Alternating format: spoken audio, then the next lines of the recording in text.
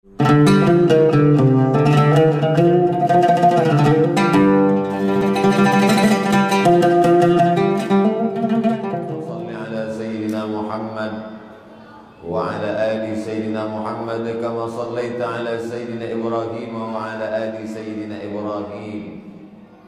barik ala Sayyidina Muhammad wa ala ali Sayyidina Muhammad kama barakta ala Sayyidina Ibrahim wa ala ali Sayyidina Ibrahim fil alamin innaka Hamidum Majid.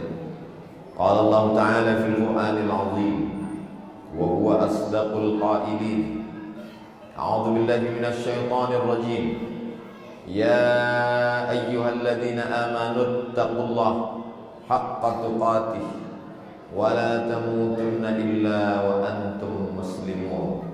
Wa qala ta'ala fi ayatin ukhra, ya ayyuhalladzina amanu taqullaha wa qulu qawlan sadida yuslih lakum a'malakum wa yaghfir lakum dhunubakum wa man yuti'illaha wa rasulahu faqad faza fawzan 'azima. Ibadallah, usikum wa nafsi bi taqwallah wa ta'atihi faqad fazal muttaqun. Hadirin jamaah Jumat yang dimuliakan Allah Subhanahu wa taala. Di awal khutbah setelah menyebut nama Nabi Muhammad sallallahu alaihi wasallam, kita sebut nama Nabi Ibrahim alaihissalam. Di antara kisah Nabi Ibrahim masuk ke rumah berhala, beliau hancurkan berhala-berhala. Setelah dia hancurkan berhala-berhala yang kecil, dia ambil kampak, dia gantungkan di leher berhala yang besar. Setelah itu dia pun pergi. Lalu kemudian pada petang harinya, penyembah-penyembah berhala datang dan melihat puing-puing berserakan hancur di atas tanah. Mereka menangkap Nabi Ibrahim alaihissalam. Mereka bertanya kepada Nabi Ibrahim, "A anta fa'alta hadza bi alihatina ya Ibrahim?" Apakah engkau yang melakukan ini wahai Ibrahim? Nabi Ibrahim menjawab, "Bal fa'alahu kabiruhum hadza." Yang melakukan ini bukan aku, tapi yang melakukan ini adalah berhala yang besar. Fas'aluhu in kanu yantiqun. Kalau kalian tidak percaya, maka tanyalah berhala-berhala itu kalau memang mereka bisa berbicara. Apa yang sedang diajarkan Nabi Ibrahim? Nabi Ibrahim sedang mengajak manusia berfikir, berdialog. Kalau berhala-berhala itu tidak bisa menyelamatkan dirinya, apalagi menyelamatkan kamu. Kalau kamu meminta tolong kepada berhala, sedangkan berhala pun tidak bisa menyelamatkan dirinya dari tangan Ibrahim alaihissalam. Nabi Ibrahim ingin mengajak umat untuk berpikir logis, masuk akal, rasional. Fas'aluhu, tanya berhala-berhala itu in kanu yantiqun, kalau memang mereka bisa berbicara. Kisah ini dituliskan dalam Al-Quran. Lalu kemudian orang-orang yang kalah berdialog dengan otak, mereka akan menggunakan otot. Lalu dengan kekuasaan, mereka menangkap Nabi Ibrahim alaihissalam. Mereka berkata, "Harriquhu," bakar dia, matikan dia, bunuh. Hari ini orang yang kalah berdialog dengan otak tidak dibunuh fisiknya, tapi dibunuh karakternya, dibunuh dirinya di depan orang banyak dengan bully dan caci maki. Apa bedanya dengan zaman Nabi Ibrahim alaihissalam? Nabi Ibrahim setelah itu kemudian diikat dan dibakar. Ketika itulah mukjizat datang. Pertolongan Allah itu selalu datang di akhir cerita. Setelah Allah melihat usaha optimal dari seorang hamba, Allah ingin melihat mana jihadmu, Allah ingin melihat mana usahamu untuk menolong agama Allah Subhanahu wa ta'ala. Lalu apa kata Allah kepada api yang berkobar? Ya nar, wahai api, kuni bardan wasalaman ala Ibrahim. Jadilah engkau bardan, sejuk, wasalaman, selamat kepada Nabi Ibrahim alaihissalam. Api yang tabiatnya panas membakar, saat itu meninggalkan jati dirinya, menjadi kesejukan dan keselamatan kepada Nabi Ibrahim alaihissalam. Begitulah orang kalau sudah tunduk kepada Allah, maka Allah tundukkan semua makhluknya untuk bersimpuh sujud di kaki Nabi Ibrahim alaihissalam. Hari ini, kalaulah Nabi Ibrahim itu hidup di zaman ini, maka orang akan mengatakan Nabi Ibrahim berasal dari kalangan intoleran. Mengapa tidak toleransi, membiarkan orang menyembah apapun? Kita berbicara di dalam masjid, kita berbicara dalam khutbah Jumat di antara umat Islam. Islam bukan mengajarkan intoleran. Islam menebarkan kasih sayang, menyelamatkan orang dari menyembah batu, menyembah pohon kayu, menyembah hantu, kepada menyembah Allah. La ilaha illallah. Wa man yabtaghi ghairal islami dina. Siapa yang mencari jalan selain tauhid kepada Allah, falan yuqbala minhu, dia tidak akan diterima. Amal-amalnya sia-sia, perbuatannya hanya akan menjadi debu semata. Wa huwa fil akhirati minal khasirin. Di akhirat dia termasuk orang-orang yang rugi. Karena rasa sayang Nabi Ibrahim lah, maka dia hancurkan patung-patung itu. Karena rasa sayang Nabi Ibrahim lah, maka dia ajak umatnya untuk menyembah Allah Subhanahu wa ta'ala. Maka ucapan Nabi Ibrahim itu yang kita bawa di awal solat kita. Inna salati wa nusuki wa mahyaya wa mamati lillahi rabbil alamin, la syarika lahu, tiada sekutu bagi Allah. Wa bidzalika umirtu, aku diperintahkan untuk melakukan dan mengucapkan itu. Wa ana minal muslimin, aku muslim, aku hanya berserah diri kepada Allah, aku hanya takut kepada Allah, aku hanya meminta kepada Allah, aku hanya berdoa kepada Allah Subhanahu wa ta'ala. Hari berganti, musim berubah.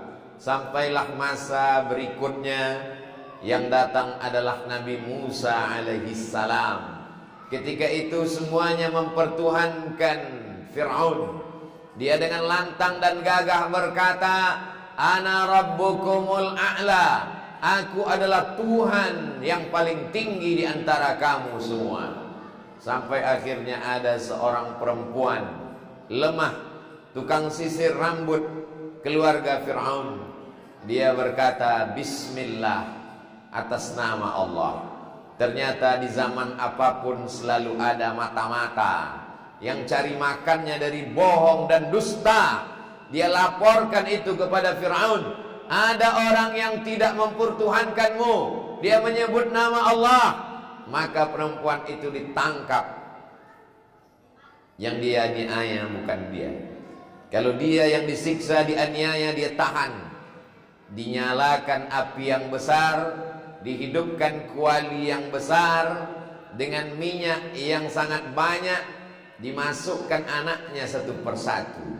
Ada orang yang tahan ketika dirinya dianiaya, tapi keluarganya tidak tahan, anaknya tidak tahan, sepupunya tidak tahan.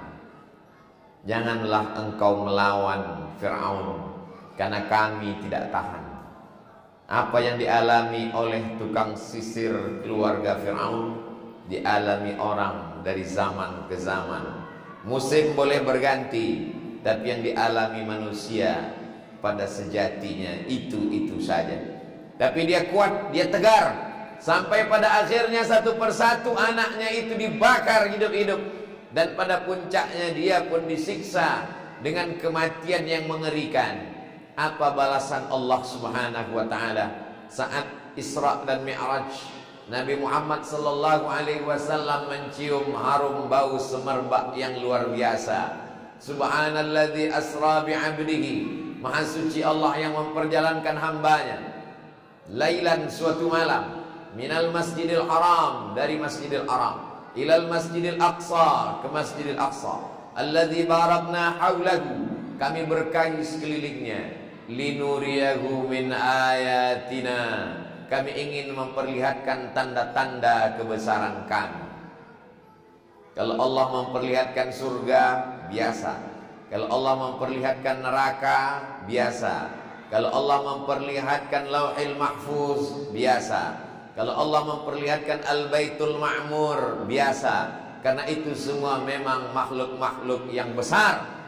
Tapi ketika Allah menyampaikan harum semerbak, hanya makam seorang perempuan yang biasa-biasa saja, perempuan yang lemah, perempuan yang dijadikan sebagai simbol penderitaan, tapi dia hebat, gagah, perkasa, mempertahankan imannya demi mempertahankan menyebut nama Bismillah. Hanya karena kata Bismillah yang keluar dari mulutnya, hanya kata Bismillah dari lisannya, anak-anaknya mesti mati, dia pun mesti terbakar dalam kobaran api yang dahsyat. Tapi Allah ingin mengangkat derajatnya, sampai-sampai Nabi Muhammad sallallahu alaihi wasallam bertanya kepada Jibril alaihissalam, bau harum semerbak apa ini Jibril? Apa yang amat sangat mengharumkan ini? Jibril menjawab, itulah seorang perempuan yang mentauhidkan Allah subhanahu wa ta'ala. Hari berganti, musim berubah, cerita dunia pun sebenarnya itu-itu saja. Sampailah zaman Nabi Muhammad sallallahu alaihi wasallam, ada satu suku, nama berhalanya Naham. Mereka menyembah Naham.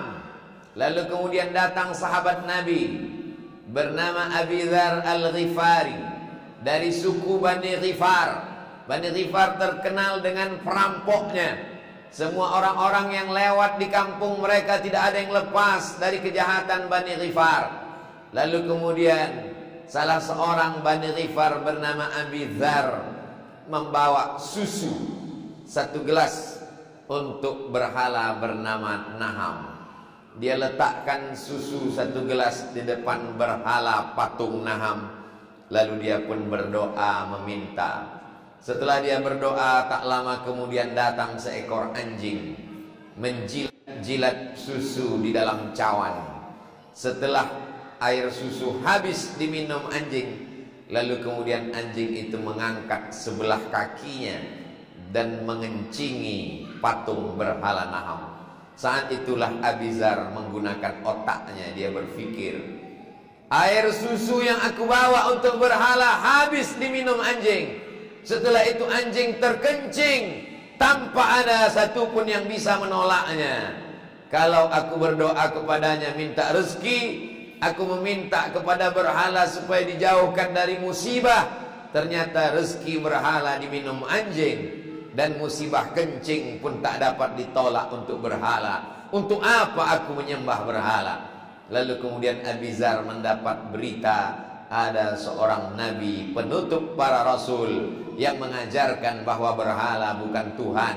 La ilaha illallah Muhammadur Rasulullah. Dia datang bersyahadat, saksikanlah wahai Muhammad, aku bersaksi tiada Tuhan selain engkau, berhala Naham bukan Tuhan.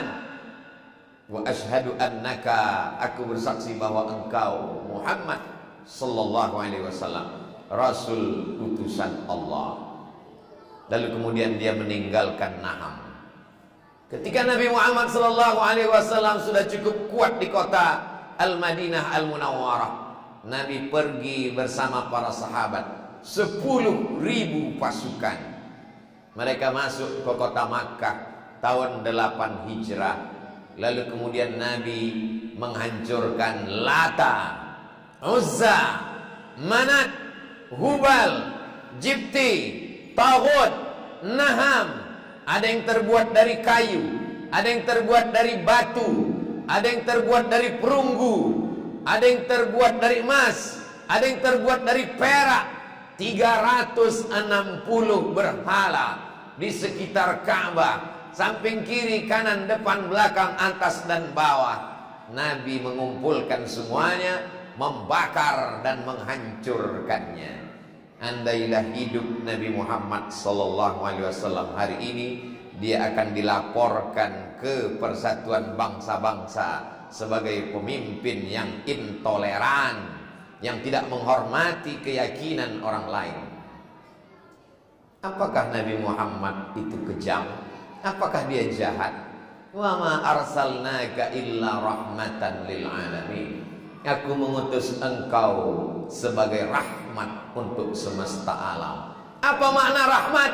Menyelamatkan orang lain dari kemusyrikan, menyelamatkan orang lain dari kesesatan, menyelamatkan orang lain dari neraka jahanam. Itulah kasih sayang para habaib yang datang ke Nusantara. Karena rahmat Allah lah mereka datang.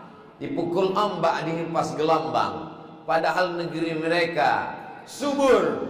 Di tepi Teluk Arab, pantai mereka ikannya banyak, tanah mereka subur. Untuk apa mereka datang kemari? Mereka datang ingin mengajarkan la ilaha illallah Muhammadur Rasulullah. Mereka ingin kita selamat dari menyembah makhluk kepada menyembah Allah Subhanahu wa ta'ala. Jadi kalau ada hari ini orang berkata, menggunakan Al-Quran, memakai ayat-ayat, membawa-bawa nama Nabi Muhammad. Nabi Muhammad itu orangnya lembut, Nabi Muhammad itu orangnya baik, Nabi Muhammad itu orangnya penyayang, penuh dengan kasih. Kenapa tidak kau ceritakan bagaimana Nabi membersihkan kota Makkah dari penyembahan berhala, menghancurkan Lata dan Uzza sampai bersih semuanya, berkata la ilaha illallah Muhammadur Rasulullah sallallahu alaihi wasallam, kalimatu haqqin 'alaiha nahya. Dengan itu kita hidup, wa 'alaiha namutu, dengan itu kita mati, wa biha nub'atsu, dengan itu kita dibangkitkan. Kasih sayang bukan diam melihat kemungkaran. Khamar mungkar, judi mungkar, zina mungkar. Tapi ada yang lebih mungkar daripada zina, ada yang lebih mungkar daripada khamar, ada yang lebih mungkar daripada prostitusi. Apa dia? Mungkar, mempersekutukan Allah. La tusyrik billah, jangan kau persekutukan Allah. Inna syirka la zulmun azim. Mempersekutukan Allah adalah perbuatan mungkar yang paling besar di antara semua kemungkaran. Man ra'a minkum mungkaran, siapa di antara kamu yang melihat kemungkaran, falyughayyirhu biyadihi, robahlah dengan tangan. Kalau kau punya kekuasaan, pakai kekuasaan kau untuk menolong hamba Allah supaya menyembah Allah. Fa illam yastati, kalau tidak sanggup, fa bilisani, gunakan lidah. Pakai lisanmu untuk mengajak orang ke jalan Allah. Fa illam yastati, kalau tidak sanggup, fa biqalbi, kau pengecut, kau penakut, cukup diam saja. Hari ini orang tidak sadar dengan kepengecutannya. Jiwanya sebetulnya takut, ngeri, cemas. Bukannya diam, malah membela kebatilan. Kalau tanganmu belum sanggup untuk menolong yang hak, maka jangan bertepuk tangan melihat kebatilan. Begitu pesan Syekh Muhammad Mutawalli Asy-Sya'rawi. Kalau mulutmu belum sanggup lantang untuk menunjukkan ini batil, ini benar, maka jangan gunakan lisanmu untuk mendukung kemungkaran. Karena sampai masanya nanti kau akan diminta tanggung jawab di hadapan Allah. Inna sam'a, pendengaran, wal basar, penglihatan, wal fuad, hati dan pikiran, kullu ulaika kana anhu mas'ula, semua akan disoal, semua akan ditanya, semua akan diminta tanggung jawab di hadapan Allah Subhanahu wa ta'ala. Kalau kau tak sanggup menolong kebenaran, menolong yang hak dengan kekuasaanmu, dengan lisanmu, dengan tanganmu, kau hanya bisa diam dengan hatimu, sesungguhnya engkau adalah selemah-lemah makhluk. Wadzalika ad'aful iman. Yang paling menyedihkan, sudahlah tak sanggup menolong kebenaran, malah mensupport, memberikan dukungan kepada kebatilan. Siapa yang kau cari? Keridhaan siapa yang kau minta? Kau hanya ingin menyenangkan hati orang banyak. Wa in tuti' aktsara man fil ardi yudilluka an sabilillah. Kalau kau ikut kebanyakan manusia, mereka hanya akan menyesatkanmu dari jalan Allah.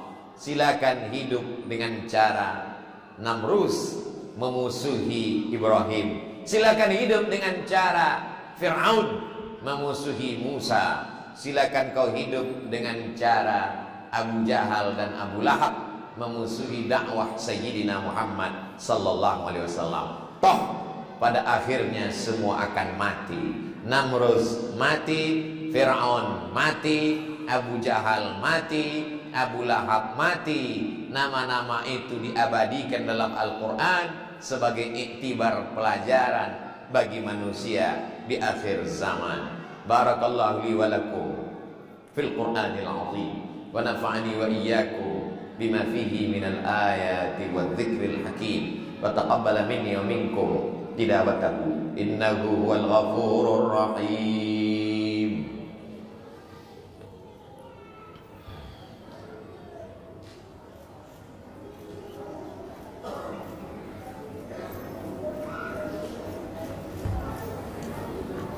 Alhamdulillahi rabbil alamin, wassalatu wassalamu ala asyrafil anbiya'i wal mursalin wa ala alihi wa sahbihi wa man tabi'ahu ila yaumiddin. Asyhadu an la ilaha illallah wahdahu la syarika lah wa asyhadu anna sayyidana Muhammadan 'abduhu wa rasuluhu la nabiyya ba'dah.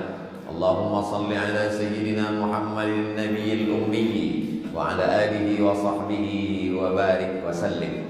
قال الله تبارك وتعالى في القرآن الكريم وهو أصدق القائلين أعوذ بالله من الشيطان الرجيم بسم الله الرحمن الرحيم والعصر إن الإنسان لفي خسر إلا الذين آمنوا وعملوا الصالحات وتواصوا بالحق وتواصوا بالصبر. وقال تعالى في آية أخرى إن الله وملائكته يصلون على النبي يا أيها الذين آمنوا صلوا عليه وسلموا تسليما. اللهم اغفر للمسلمين والمسلمات والمؤمنين والمؤمنات الأحياء منهم والأموات برحمتك يا أرحم الراحمين. اللهم أرنا الحق حقا وارزقنا اتباعه وأرنا الباطل باطلا وارزقنا اجتنابه. اللهم انصر الإسلام والمسلمين واخذل الكفرة والمشركين ودمر أعداءك أعداء الدين. اللهم انصر إخواننا المجاهدين في فلسطين وفي روهينيا وفي كل مكان من مشارق الأرض إلى مغاربها. اللهم انصرنا على القوم الكافرين. اللهم انصرنا على القوم الظالمين. اللهم انصرنا على القوم المنافقين.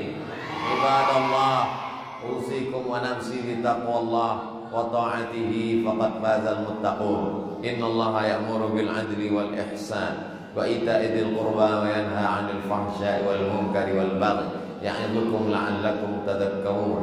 فاذكروا الله العظيم يذكركم واسألوه من فضله يعطكم ولذكر الله أكبر والله يعلم ما تصنعون.